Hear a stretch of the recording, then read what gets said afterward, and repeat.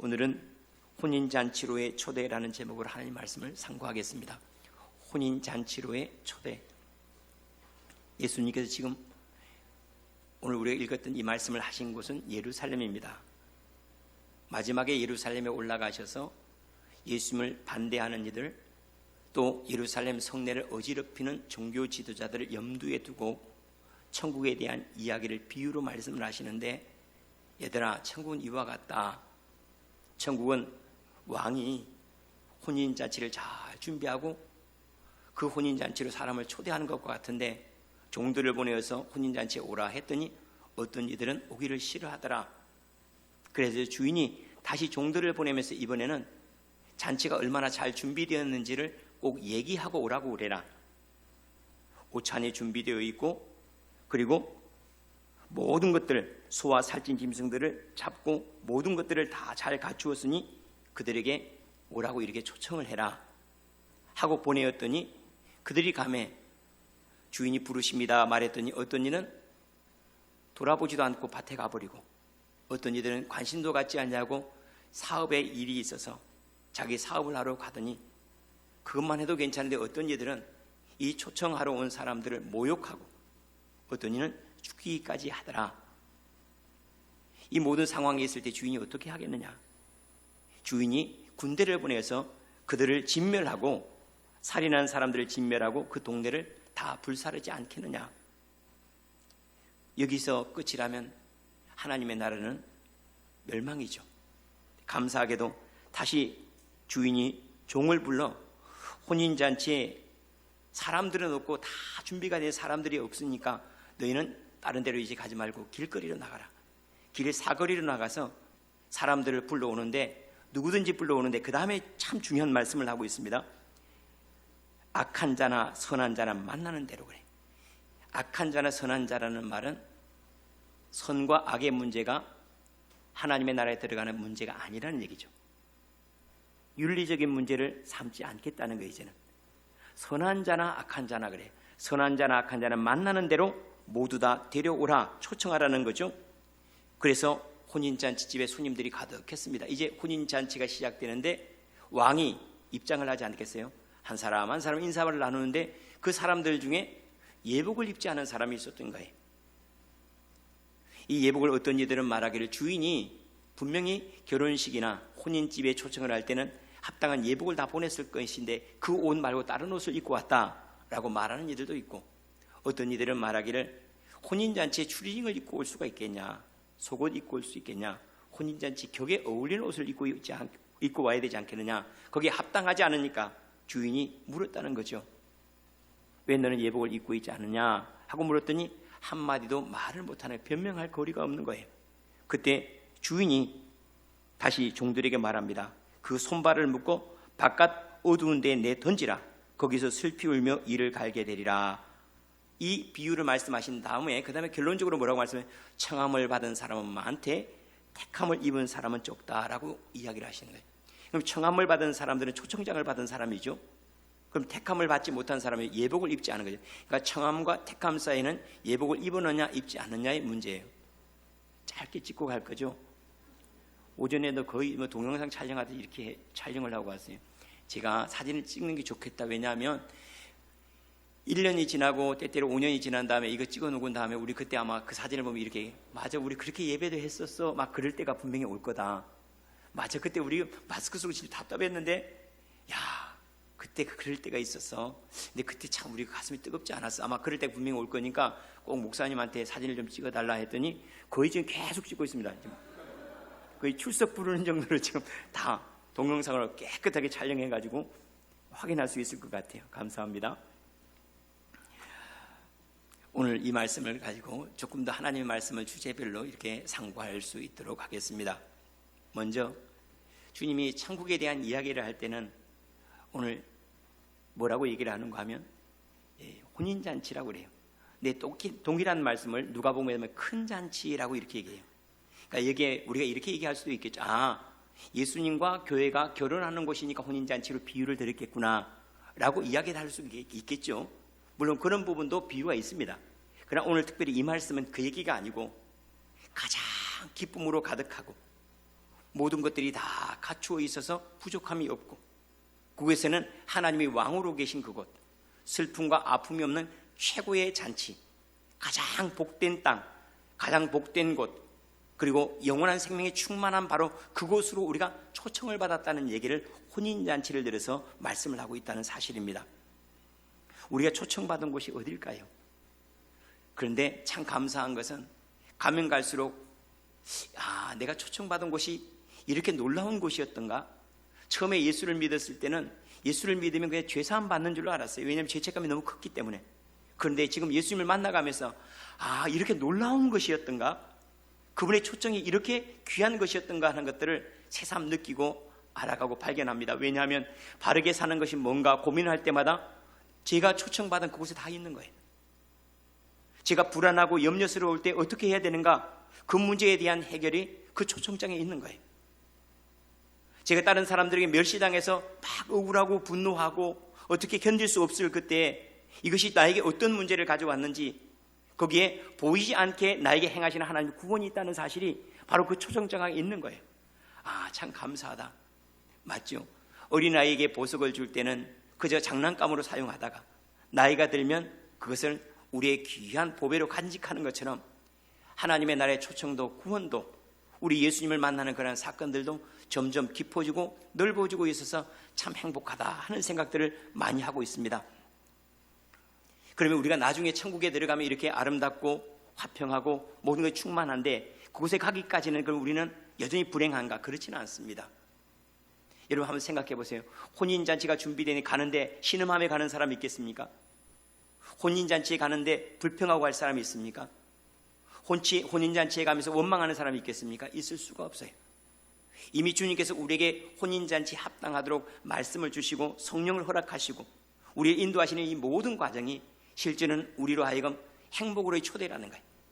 우리가 가장 안전하게 사는 삶이 뭘까요? 주님이 분명히 그 삶으로 인도를 하시는데 말씀이에요. 하나님 말씀대로 사는 것이 가장 안전하구나. 성령의 인도 안 받는 것, 그것이 가장 큰 위로라는 것. 하나님을 아버지라 부른다는 것, 그것이 가장 존귀하다는 것을 우리는 많이 배워가고 알아가고 있습니다. 제가 어렸을 때 부모님이 저에게 이렇게 얘기했어요. 얘야, 이렇게 살아라, 저렇게 해라. 그리고 이렇게 인사를 하고 이럴 때 이렇게 반응을 해야 돼. 그때는 너무나 힘들었어요. 받아들일 수가 없었죠. 근데 우리 부모님들이 돌아가실 때쯤 되었을 때, 그리고 돌아가신 이후에 더 깊어졌지만은 그 모든 것들이 저에게 사랑의 발로에서 이렇게 살아야지 내가 복돼, 이렇게 살아가는 것이 가장 안전하거든 하고 가장 좋은 길로 안내하셨다는 사실을 알기까지는 많은 시간이 걸렸습니다. 주님께서 우리에게 허락하신 세상도 그런 것 같아요.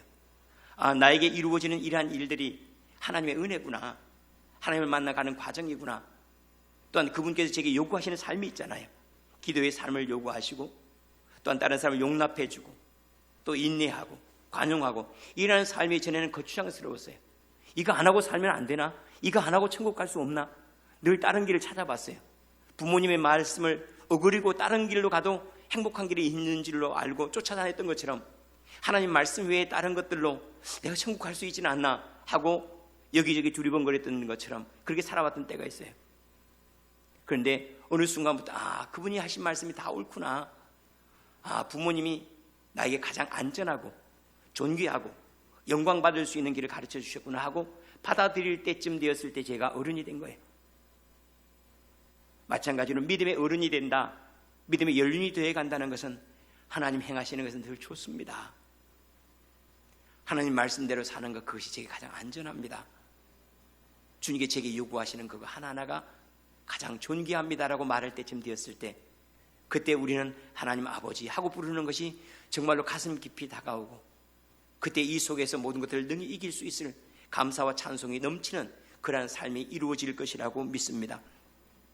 우리가 초대받은 것을 한번 머리로도 한번 상상해 보세요. 우리가 어떤 혼인잔치로 초대를 받았는가? 수고하고 무거운 짐진 자들아 다 내게로 오라, 내가 너를 쉬게 하리라. 모든 짐을 다 내려고 쉴 수 있는 그곳으로 우리가 초대를 받은 거예요. 눈물과 사망과 애통과 곡하는 것이나 아픈 것이나 이 모든 것들이 다시 있지 아니한 곳이라라고 계시록 21장에서 이야기를 합니다. 우리가 이런 곳으로 초청을 받은 거예요. 이러한 삶이 우리를 기다리고 있다는 거죠. 정죄함이 없는 곳, 빛으로 충만하고 누구를 봐도 좋게 볼 줄 알고 무엇을 보더라도 감사할 줄 아는 그러한 삶으로 우리를 초청하셨다는 사실입니다.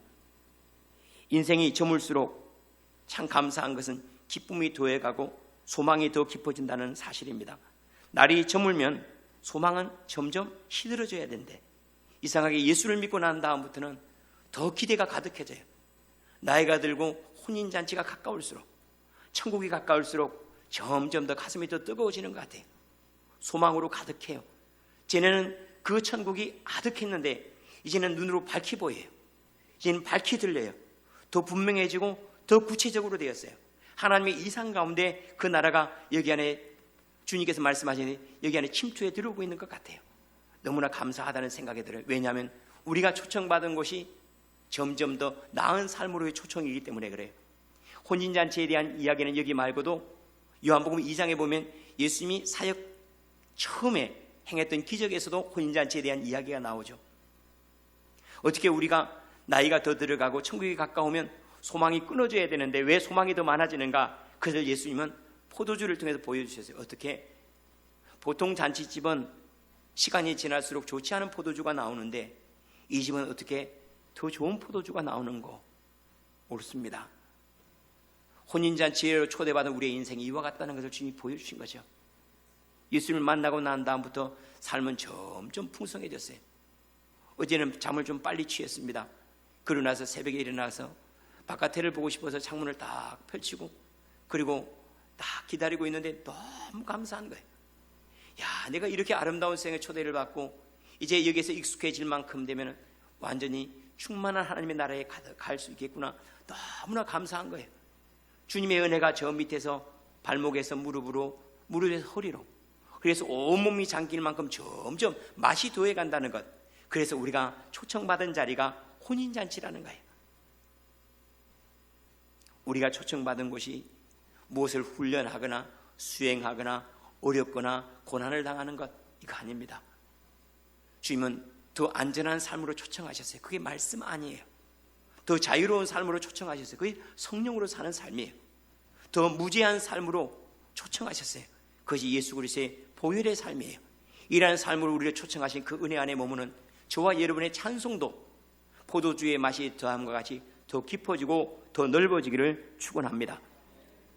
참 감사하게도 주인이 오라 해도 오지 않는 그들을 향하여 뭐라고 말씀하시는가 하면 내가 오찬을 다 준비하였고 그리고 소와 살찐 짐승을 다 잡아 놓았으니 모든 것들을 다 갖추어 두었으니 가서 이제 오라고 해라.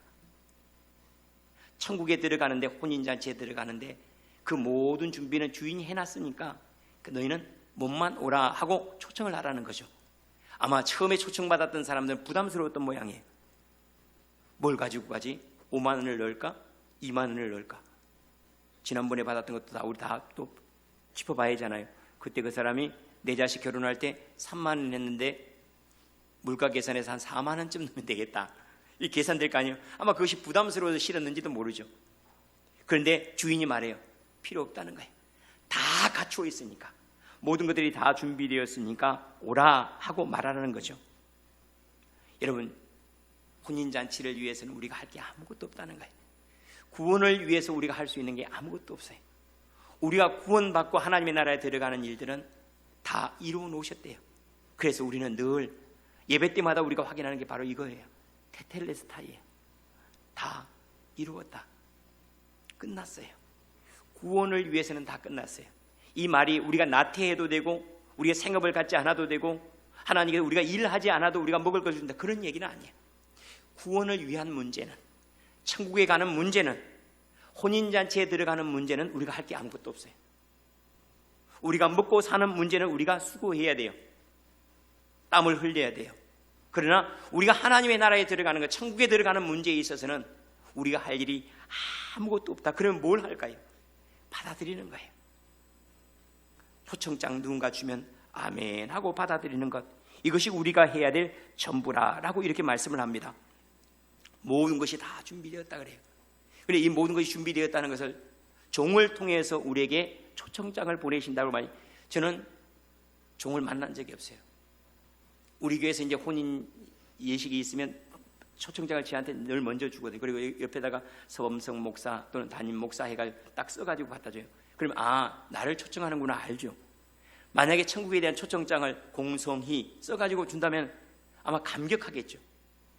그런데 이름을 확인할 수가 없는 거예요.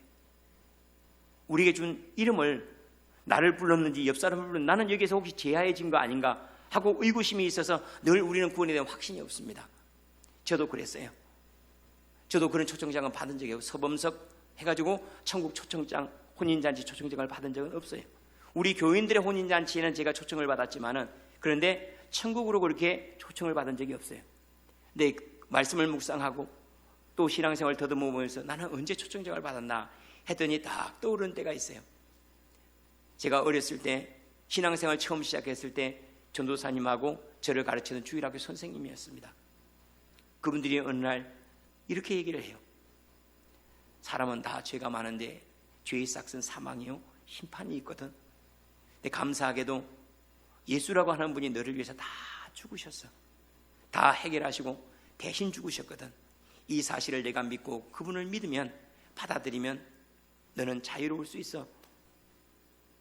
너를 그분은 죄를 용서하고 천국으로 인도하기를 원해 라는 것이 제게 부르신 하나님의 초청장이라는 것. 그분이 배달하기 위해서 그분은 몰랐죠. 그런데 저를 초청하신 주님의 음성이라는 걸 나중에 알게 됐어요.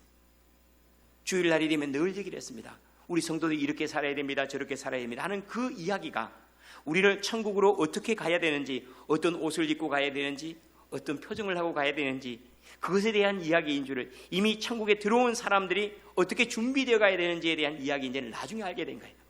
주님의 종을 만나게 된 거죠. 내 옆에는 자기들이 준비하지 않은 것들, 자기들은 하나도 잘 모르지만은, 자기들이 준비하지 않았지만은 준비된 잔치를 초청하는 이들을 하나님께서 끊임없이 나에게 보내셨구나 하는 것들을, 그것을 발견하게 된 다음부터 참 감사하게 되었습니다. 이 말이 믿어졌어요. 그리고 제가 예수를 계속해서 믿게 되었습니다. 그리고 이제 확인하게 됐어요. 그분들이 초청하면서도 이 잔치가 얼마나 놀라운지 몰랐는데, 우리 전도사님도 우리 주일학교 선생님도 제가 지금 발견하고 가슴 미어지도록 이렇게 감사할 만큼의 잔치인지는 모르고 초청장을 넣은 거예요. 주인이 그냥 주라고 그랬는데 얼마나 살찐 송아지가 있고 얼마나 놀라운 일들이 준비되어 있는지를 모르고 그냥 초청장을 보냈는데, 이걸 받고 난 다음부터 지금 저는 계속해서 놀라가고 있습니다. 이렇게 자유로운 것, 이렇게 놀라운 것, 이렇게 아름다운 것을 왜 그렇게 초라한 사람을 통해서 나에게 전달해 주셨을까? 라는 의구심이 있기는 하지만은, 그러나 지금 하나님 참 감사합니다. 이렇게 제가 초청받은 곳이 놀라운 곳입니까? 이렇게 제가 초청받은 곳이 이렇게 자유로운 곳입니까? 죄도 없고 허물도 없고 아픔도 없고 슬픔도 없는 이러한 곳으로 점점 더 제가 초청받았다는 사실이 분명해짐을 하나님 감사한다는 것, 이것이 제가 지금도 찬송해야 될 이유가 되어가고 있습니다. 우리가 해야 될 유일한 것은, 구원을 위해서 해야 될 유일한 것이 있다면 그것은 그저 초청장을 접수하는 거예요. 감사합니다라고. 혼인잔치의 모든 것들은 주인이 준비해 주셨대요. 구원을 위해서 우리가 할 수 있는 것 없습니다. 그래서 뭐라고 그러죠? 우리에게 자랑이 없다고 그랬어요. 이런 구원을 받은 성도에게 필요한 건 딱 하나밖에 없어요. 공짜로 받았기 때문에 내가 할 수 있는 일이 아무 없어서, 그래서 나는 더욱 감사할 뿐입니다. 내가 구원을 위해서 할 수 있는 일이 있다면 자랑할 건데, 구원을 위해서 할 수 있는 일이 아무것도 없어서, 그래서 내가 주님을 향하여 할 수 있는 것, 주님 감사합니다. 주님의 은혜입니다. 우리는 내가 할 수 없는 일들이 일어났을 때 그것을 은혜라고 말해요. 그리고 그 은혜 입은 사람들이 할 수 있는 유일한 것이 뭐냐면 그것을 가리켜서 감사라 찬송이라고 말합니다. 그래서 혼인잔치 집에 가까울수록 감사가 더 많아지고 찬송이 더 깊어지는 것, 그것은 그분이 다 준비해 놓으셨기 때문에, 우리 주님께서 다 허락해 놓으셨기 때문에 이것이 점점 많아지고 있다는 사실입니다. 그리고 점점 하나님의 종들의 소리가 분명해지고 있다는 거예요. 말씀을 통하여 하나님의 종들이 했던 이야기들이 저를 향한 초청이라는 게 이제 분명해져요. 전부 다 저를 부르는 소리예요. 태초에 말씀이 계시니라. 이 말씀을 들을 때 이 말씀이 제게 주의 종을 통하여 이렇게 들려와요. 나는 너의 시작이야. 나는 너의 시작이었고 나는 너의 시작부터 함께 있어서 그 말씀을 들을 때 주의 종의 말씀을 통하여서 내 인생이 주님의 손에서 안전하구나, 내 인생이 주님의 안전함 속에서 진행되고 있구나 하는 것들, 이것이 분명해지는 거예요. 내 죄사함을 받았느니라 하는데 어느 날 이것이 주님의 종이 저에게 이거 내 주인이 이렇게 너에게 말해 하고 전달하는 소리가 들려요. 범사가 걱정하지 마라, 너 깨끗해. 이 말씀으로 확 다가오는데 하나님 감사합니다. 이런 소리를 들을 수 있어서 주님이 주님의 종 천사를 통해서 제게 말씀하시든 아니면 설교자를 통해서 말씀하시는, 목자를 통해서 말씀하시는, 성경을 통해서 얘기하시는, 이상하게 저는 이제 주님의 종이 제게 하시는 소리가 들립니다. 주님의 이야기를 제게 범사가 너에게 하는 소리야, 들어라고 하는 소리가 들립니다. 말씀을 준비할 때마다 이제는 주님의 종의 소리를 들을 줄 알아 참 감사해요. 그래서 이제는 성경 안에서 제가 보석을 캐내는 마음으로 성경을 봅니다. 캐낼 때마다 보석인 거예요. 제게 약속한 것이 있고, 제게 허락한 것이 있고, 저를 돕는 힘이 있고, 저로 하여금 이루어진 땅이 있고, 이것들을 발견하는 것이 마치 밭에 감추인 부활을 발견한 것처럼 얼마나 좋은지 몰라요. 그래 이것을 캐내 성도들에게 이걸 전한다는 것이 얼마나 감사한지 몰라요. 주일날 또 내가 캐낸 보석 또 그분들에게 얘기하면 감사하겠지, 발견하고 또 자유하겠지, 얼마나 좋은지 몰라요. 왜냐하면 하나님의 모든 구원의 이야기들이 비로소 제게 주님의 종의 소리라는 소리가 받아들여진 거예요. 주님의 종을 통하여 나에게 말씀하시는구나, 내가 주님의 종을 만나면 되는 거구나. 그 주님의 종이 또라이처럼 이만희가 아니고 내 안에 들려지는 주님의 음성들이에요. 누군가를 통하여서 하나님은 나에게 말씀을 하고 있는데 이것이 나를 날마다 새롭게 한다는 거예요. 보석을 캐내가는 마음으로 주님의 말씀을 대하고 주님의 말씀을 경청할 수 있는 저와 여러분이 꼭 되기를 축원합니다. 혼인잔치에 초청을 받은 이는 거절하는 이들이 오늘 세 종류로 나옵니다. 세 부류가 나오는데 첫 번째 싫어하는 이들이 있었다 하고 이게 싫어하거늘, 두 번째로는 밭일과 자기 사업차로 거절한 이들, 세 번째로는 모욕하고 죽이기까지 한 이들, 세 종류의 사람을 얘기해. 이들은 혼인잔치로 초청을 받았는데 천국으로 초청을 받는데 싫다 그래요. 아니 이렇게 좋은데 왜 싫다고 그럴까? 그들은 혼인잔치의 옷보다 더 좋은 옷을 가지고 있는 사람들이에요. 그들은 살찐 고기를 자기 창고에 쌓아두고 있는 사람들이에요. 그들은 언제든지 음악을 틀면 잔치 소리가 들리는 사람들이에요. 이 사람들이 부자들이에요. 이들은 천국에 대한 이야기 듣기 싫습니다. 여기가 좋은데 뭐 하려고 천국을 가? 내가 지금 가지고 있는 옷이 더 좋은데 무슨 천사의 옷을 입고, 내가 지금 가지고 있는 것들이 훨씬 배부르게 한데 무슨 천국이 필요해? 배부른 이들에게는 천국의 소리가 들리지 않습니다. 그래 주님은 말씀을 하시죠. 가난한 자가 복이 있단다. 천국은 그들의 것이야. 참 감사하죠. 여러분이 교회 다니면서 때때로 부자에 대한 이야기를 할 때 내가 부자여서 혹시 나한테 하는 소린가 걱정하지 마세요. 여러분이 부자가 아니기 때문에 주님의 소리가 들렸다는 거 아세요? 여러분들이 부자가 아니었어요. 그래서 주님의 소리가 들렸던 거예요. 여러분이 부자였었더라면 그러면 주님의 소리를 거절했을 거예요. 싫어하거늘, 나는 좋은데, 나는 가졌는데 뭐가 더 필요해? 그런데 우리는 물질에 있어서 우리는 가난했어요. 우리는 건강해도 가난했어요. 왜냐하면 이것이 내게 영원한 것이 아니라는 걸 알기 때문에. 그래서 우리는 가난했고 그 가난 때문에 우리는 주님의 음성을, 그래요? 그런 곳이 있다면 제가 기꺼이 가야죠. 주님께 예비하신 곳, 내 영혼이 영원히 머무를 수 있는 곳, 우리는 그것을 사랑하게 되었고 그리고 여기까지 오게 된 것이죠. 뿐만 아니라 어떤 이들은 밭일이나 자기 사업 때문에 거절했다고 그래요. 이들은 누굴까요? 세상에 빠진 이들이죠. 밭일을 해야 하고 자기 사업차 일을 해야 된다고 그게 푹 빠져 있는 거예요. 한번 이들이 도대체 뭐 때문에 그렇게 분주할까? 밭일을 하고 자기 사업을 하고 뭐 하려고요? 돈 벌려고요. 근데 돈을 벌려고 하는 것일까요? 아니면 돈으로 사야 될 것 때문에 바쁠까요? 돈 때문에 바쁩니까? 돈으로 사야 될 것 때문에 바쁩니까? 한번 잘 생각해 보세요. 돈 때문이 아니죠. 돈으로 사야 될 집, 돈으로 사야 될 것들, 돈으로 사야 될 침대, 돈으로 사야 될 음식, 돈으로 사야 될 집이죠. 더 깊이 한번 들어가 볼까요? 그러면 집이 필요할까요? 우리에게? 아니죠. 우리에게는 평안이 필요하죠. 쉼이 필요하죠. 이건 돈으로 살 수 있는 것이 아니죠. 결국 주님께서 이 모든 것을 우리에게 다 주셨어요. 쉼을 주셨어요. 쉬지 못하는 사람이 있습니까? 평안을 주셨어요. 그래서 사람들은 늘 이걸 돈으로 살려고 그래서 또 분주하대요. 평안은 주님께서 내게 이미 주셨는데, 이미 자유를 주셨고 용서를 주셨어요.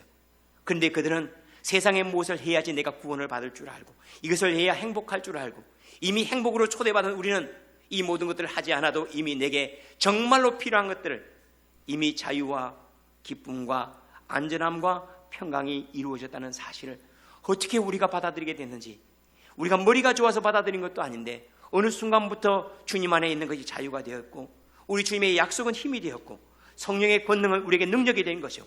이게 얼마나 감사해요. 여러분들이 이 자리에 있다는 사실은 여러분들이 이미 세상에서 그렇게 맛을 보지 못했다는 것을 증거해 주고 있어요. 세상에 너무 맛이 있는 사람들은 복음이 들릴 때 갚버려요. 그런데 우리는 일을 해도 뭔가 공허한 것이 있었어요. 밭에 일을 해서 또 내 사업을 해도 뭔가 공허한 것이 있어요. 채워지지 않는 부분들이 있었어요. 그래서 우리는 결국 주님을 만난 거죠. 참 감사할 일 아닙니까? 그렇지 않았더라면 우리가 세상에서 금을 캐고 은을 캐듯이 여러 일을 하느라고 분주했을 것인데, 이것이 아니라 그것을 해도 여전히 여기에 뭔가 채워지지 않은 부분이 있다는 사실을 알아서 예수 믿는 것은 받은 증거 많도다. 예수로 말미암아 자유할 줄 알고 평안할 줄 알고 그 가운데 기쁨을 누릴 줄 아니, 이것이 돈으로 사는 것이 아니라 주님의 은혜로 되어졌으니 이것이 혼인잔치의 선물이 아니겠습니까? 또 한 부류, 세 번째 부류가 있는데, 이들은 종들을 잡아 모욕하고 죽였다 그래요. 도대체 천국을 얘기하는 사람들이 귀에 거슬리고 심지어는 죽이고 싶은 사람은 누굴까요? 저 과일 상했어 라고 말하는 사람이 누굴까요? 그 옆집에서 과일을 샀는데 그 집 상했대요. 상했대요. 누가 그럴까요? 옆집 장사하는, 똑같은 장사하는 사람이에요. 그 사람이 상했다고 얘기하죠. 천국의 복음이 증거되고 하나님이 우리를 용서하셨다고 말하는데 누가 그 사람들이 말이 싫고 그들을 죽이고 싶었을까요? 종교 장사치들이죠. 종교 장사치들, 대제사장들과 서기관들과 바리새인들, 종교 장사치들은 그들은 장사를 해서 지금 뭔가 많이 남기고 인정을 받고 그러는데 와서 이렇게 누군가 얘기를 해요. 여러분, 우리는 주님의 사람들이에요. 주님께 우리를 용서하셨습니다. 무슨 얘기입니까? 죄책감을 작용해야지 종교가 잘 되고, 두려움을 자극해야지 사람들이 기도를 하는데 두려움이 없고 죄책감도 없고 열등감도 없다면 누가 하나님 앞에 엎드려 기도하겠습니까? 라고 그 사람이 제일 미운 거예요.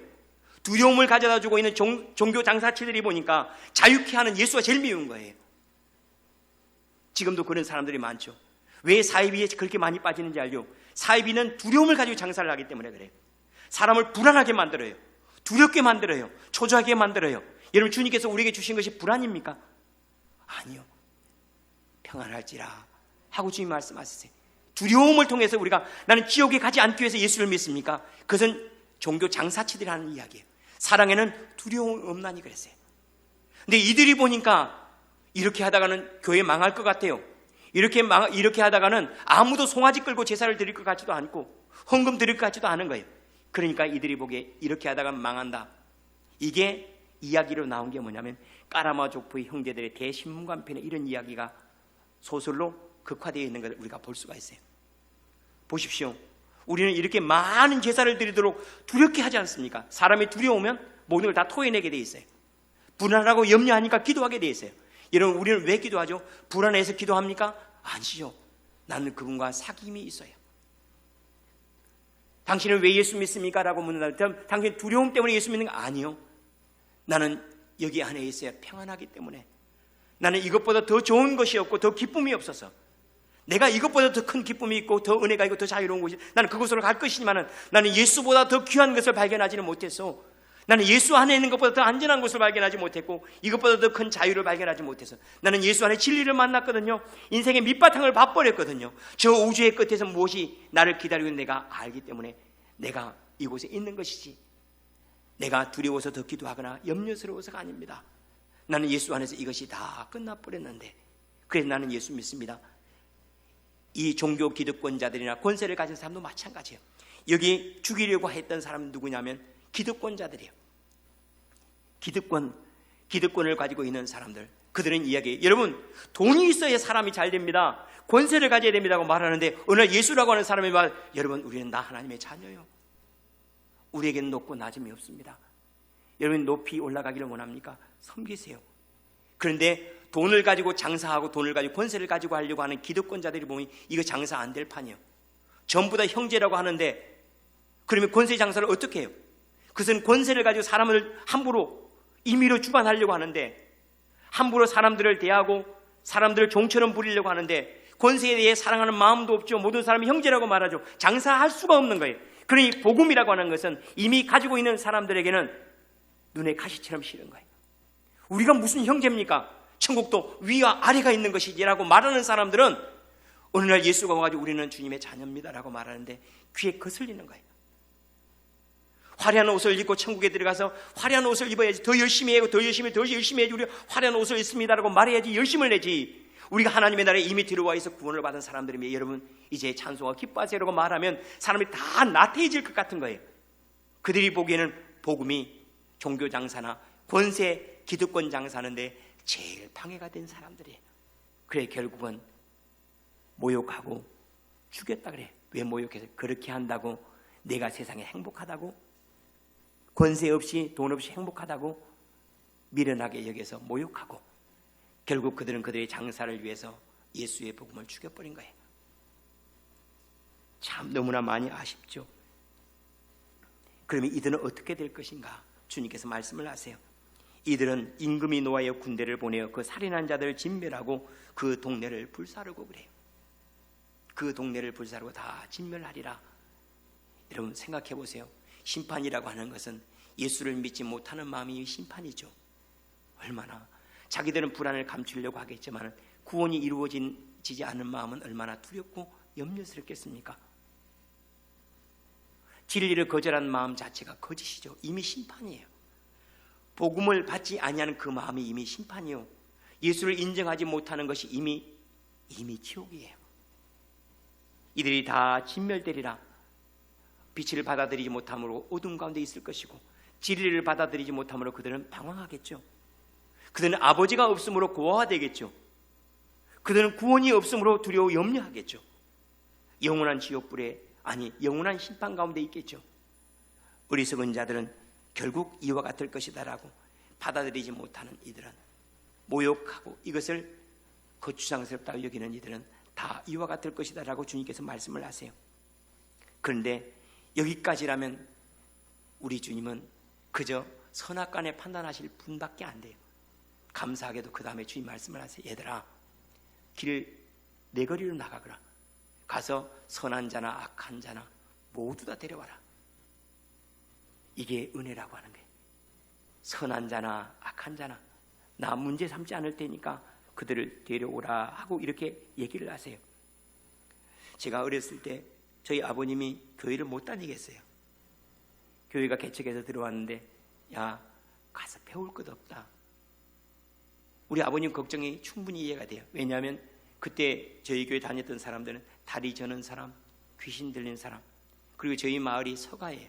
서시 집성촌인데 서시 아닌 사람들은 주로 아웃사이더들, 이방인처럼 취급받는 사람들이 주로 나갔어요.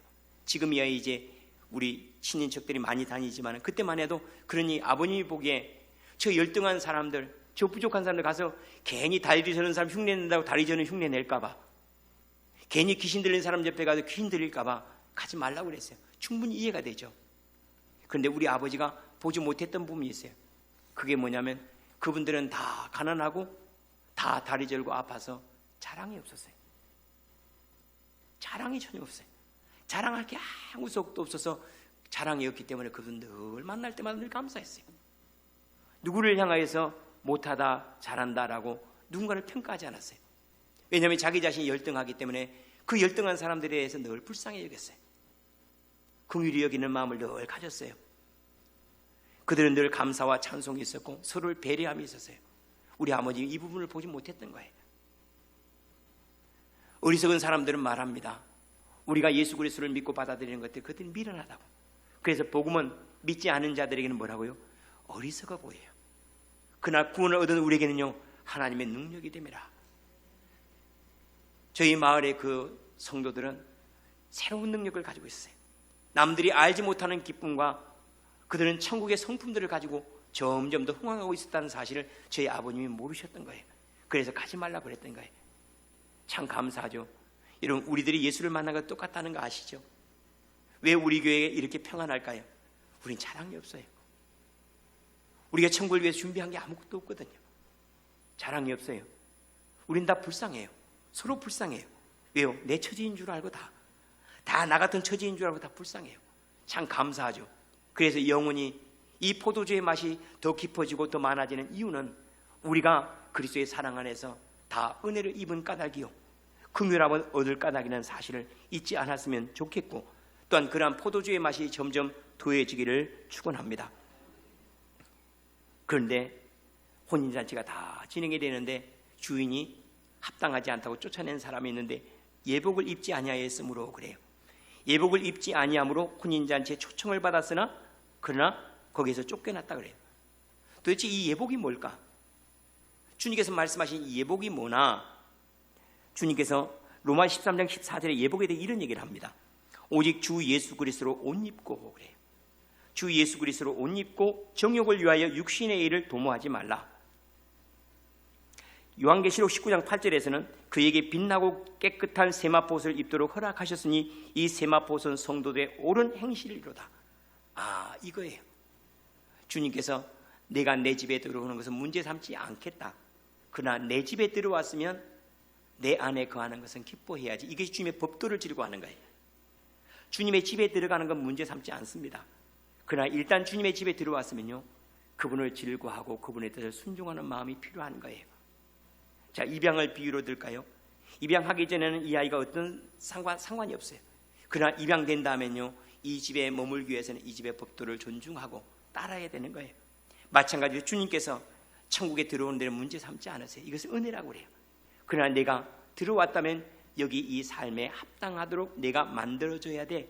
그리고 그대로 빚어져 가야 돼라는 것, 그것을 가리켜서 예복이라고 이렇게 말씀을 합니다. 그러니까 초청을 받았지만은 그 삶을 거절한 이들이 쫓겨난 이들이에요. 더 구체적으로 말씀을 드릴까요? 교회 안에 들어왔어요. 여러분들은 전부 다 초청은 다 끝난 거예요. 여러분들이 교회 안에 들어오는 순간부터 초청은 다 받은 사람들이에요. 그런데요 그리스도를 따라가는 삶을 거절한 이들, 교회 안에 들어왔으나 복음을 들으나 그렇게 살기를 거절한 이들은 합당하지 아니함으로 떠나갔다라고 말씀을 합니다. 우리는 지금 혼인잔치의 비유로 말씀을 드린다면 우리는 신부 대기실에 있는 사람과 똑같아요. 신랑을 만나기 위해서 지금 단장되는 거예요. 점점 더 단장됩니다. 꾸며지는 거죠. 왜 우리는 이 일을 행하는가? 신랑이신 주님을 만났을 때 부딪힘이 없도록, 그분이 말하는 거 오해하지 않도록 우리는 지금 훈련해 나가고 있어요. 가장 아름다운 모습으로 저는 주님을 만나고 싶습니다. 다 그렇죠. 우리 신랑 되신 주님을 만날 때 가장 아름다운 모습으로 예비되어서 그분을 만날 때 내 뼈 중에 뼈, 살 중에 살이네 하고 주님이 우리를 만나실 듯, 나하고 다름이 없네, 내 모습을 가지고 있어, 내 살 중에 살이요 뼈 중에 뼈구나 라고 맞이할 바로 그러한 사람, 주님이 무슨 말씀을 하셔도 오해 없이 아멘 할 수 있는 그러한 사람, 주님께서 행하신 그 모든 일들을 가장 기쁨으로 여기고 천국을 가장 평안한 곳으로 여기며 아버지의 말씀을 가장 사랑할 수 있는 그러한 사람으로 우리가 지금 빚어져 가고 있는 과정에 있다는 사실을 잊지 않았으면 좋겠습니다. 그래서 우리 주님을 만날 그때 우리가 가장 아름다운 모습으로, 가장 아름답게 단장된 신부의 모습으로 주님을 만나는 그러한 은혜가 저와 여러분에 있기를 축원합니다. 그런데 오늘 말씀해 보니까 이 예복을 입지 아니함으로 그가 손발이 묶여서 밖에 어두운 데 내던지리라 하고 말씀을 하는데, 여기에 보니까 구원에 초청받은 이들과 초청받지 않은 이들, 여기에 버려지는 일이 두 종류로 나옵니다. 한 종류는 뭐죠? 군대를 보내서 진멸하고 불사르게 하는 사람들 한 종류, 또 한 종류는 뭐죠? 밖에 던지어져 슬피 울며 이를 가는 사람들. 여기는 다른 거예요. 성경에 보면 분명하게 다릅니다. 불못에 들어가 영원한 심판 안에 머무를 이들과 또 한 종류는 밖에 어두운 곳에 쫓겨나 그곳에 슬피 울며 이를 갈리라 하는 말씀이 따로 있어요. 그러니까 아예 초청을 거절한 이들은 영원한 불못에 들어가겠지만, 그러나 초청되어서 여기에서 분명히 새로운 삶의 은혜가 있었고 부르심이 있었음에도 불구하고 살지 못하는 이들은 그때 밖에서 왜 우리가 그렇게 안 살았을까? 그렇게 사는 것이 평안인데, 그게 우리를 위한 것이었는데, 우리 엄마가 우리에게 말할 때 그것이 가장 안전한 삶이었는데 왜 엄마를 신뢰하지 못했을까? 우리 아버지가 그렇게 말했을 공부 좀 할 걸 왜 이렇게 살았을까 하는 것처럼, 그때 주님이 우리를 부르실 때 우리에게 요구하신 것이 그것이 가장 안전한 곳이었는데 왜 이랬을까 하고 그 일이 억울하고 힘들어서 슬피 울며 이를 가는 이들이 있을 거라는 거죠. 교회 안에 들어온 이는 많지만은 그러나 천국에 들어오는 일은 적으니라. 교회에 들어오는 일은 많지만은 그러나 그 말씀대로 살아가기를 즐거워하고 그들 기뻐하는 이들은 적으니라. 초청을 받은 이들은 많지만은 초청을 받은 자로 살아가는 것, 준비하는 것, 그 일은 적으니라. 초청을 받았으면 초청받은 자로 자기를 잘 가꾸어서 혼인잔치에 어울리는 사람으로 들어가야지 라고 생각하는 이들은 지극히 적으니라라고 말씀을 합니다. 그러면 이처럼 불못에 들어가지 아니하고 바깥 어두운 곳에 쫓겨나 슬피 울며 이를 갈리라 하는 말씀이 복음서에서는 세 종류로 나타납니다. 먼저는 악한 종에 대한 이야기가 마태복음 24장 51절에 얘기를 해요. 재림을 준비하지 아니하고 쾌락에 빠진 이들, 분명히 주님이 재림하신다, 주님이 우리를 구원하셨다는 복음을 받았어요. 그럼에도 불구하고 쾌락에 빠진 이들은 엄히 때리고 외식하는 자가 받는 벌에 처하리니 거기서 슬피 울며 이를 갈리라. 결국 다른 표현으로 말하면 뭐죠? 교회에는 있으나 외식하는 이들, 초청을 받았지만은 그 초청에 합당하지 않게 살아가는 이들, 그들은 바깥 어두운 곳에 쫓겨나 슬피 울며 이를 갈리라. 두 번째로는 마태복음 25장에 한 달란트 받아 장사하지 아니하고 숨겨둔 누구죠? 종이에요. 종이라는 말은 이미 초청된 자인데 그 초청에 합당하지 않게 살아간 사람이에요. 아예 복음을 모르는 사람, 교회 밖에 있는 사람이 아니라 복음을 만났어요. 그럼에도 불구하고 그 삶을 살아내지 아니한 이들, 그들도 역시 마찬가지라. 세 번째로는 마태복음 13장에 너희가 아브라함과 이삭과 야곱과 모든 선지자는 하나님 나라에 있고 오직 너희는 밖에 쫓겨난 것을 볼 때 거기서 슬피 울며 이를 갈리라. 무슨 얘기냐면 주님과 함께 먹고 마시며 즐거워했지만 좁은 길이라 가지 않는 이들은 주님께서 바깥 어두운 곳에 쫓겨나 슬피 울며 이를 갈리라 하고 말씀을 하세요. 참 감사하죠. 뭐가 감사한가? 많은 이들은 나이가 들어가면 점점 마음이 어두워질 거 아닙니까? 내가 살 날이 얼마 안 들었으니까. 집이 없는 아이들은 날이 저물면 얼굴이 어두워집니다. 돌아갈 집이 없기 때문에. 그런데 돌아갈 집이 있는 아이들은 얘야 밥 먹을 시간 됐다, 이제 자야지, 올라가고 이후에 끝까지 즐거워 행복합니다. 감사하게도 우리의 삶이 지금 이와 같이 혼인잔치에 이미 초대를 받아서 점점 만들어지고 빚어지고 있으니까 그날이 많이 기대가 되죠. 신부가 아름답게 꾸며서 신랑을 맞이할 날이 소망이 되는 것처럼 믿음의 연륜이 되어갈수록 주님 감사합니다. 오히려 소망은 충만합니다. 주님 만날 그날이 점점 가득합니다. 참 좋습니다, 주님. 왜냐하면 우리가 초대받은 것이 행복으로의 초대요, 안전함과 평강으로 초대받았기 때문에 이렇게 사는 것이 안전함이고 점점 배워가고 있죠. 말씀 안에 거하는 것이 가장 안전하다는 것, 우리가 이번 코로나 사태를 보면서 점점 많이 배워가고 있지 않습니까? 지존자의 은밀한 곳에 거하는 자가 참 복되구나. 하나님 말씀대로 산다는 것이 거의 평강이고 성도들이 서로 믿음 안에 교통하고 서로를 지켜준다는 것, 그것이 우리가 혼인잔치에 초대받은 사람의 기쁨이구나 하는 것들을 많이 배워가고 있지 않습니까? 말씀을 마무리합니다. 언젠가 우리가 혼인잔치에 완전히 들어가게 되겠죠. 그때 가장 아름다운 모습으로 기쁘게 들어가기를 바랍니다. 여러분들이 이미 초청장을 접수한 분들입니다. 여기 이 자리에 왔다는 것 자체가 이미 초청장은 받은 사람들이에요. 이미 받아들인 사람들이에요. 거절하거나 내치거나 모멸하거나 또는 죽이거나 하지 아니하고 그대로 받아들였어요. 이제는 이 삶을 많이 즐거워할 수 있기를 바랍니다. 우리 주님 만날 그때 가장 아름답고 가장 존귀한 모습으로 설 수 있도록, 가장 멋지고 가장 아름다운 인격으로 주님을 만날 수 있도록 빚어가는 것 즐거워하고 주님으로 채워지는 것 많아지는 그러한 은혜가 있어서 꽃을 좋아하다 보면 어느 순간에 마음이 꽃이 되는 것처럼, 별을 좋아하는 사람은 어느 순간에 빛이 있는 것처럼 그리스도를 기뻐하고 즐거워하는 마음이 점점 더해지다 보면 여기 안에 어느 순간에 많아지고 채워지는 것이 주님이요 복음이요 능력이요 권세가 될 것을 믿습니다. 기도하겠습니다.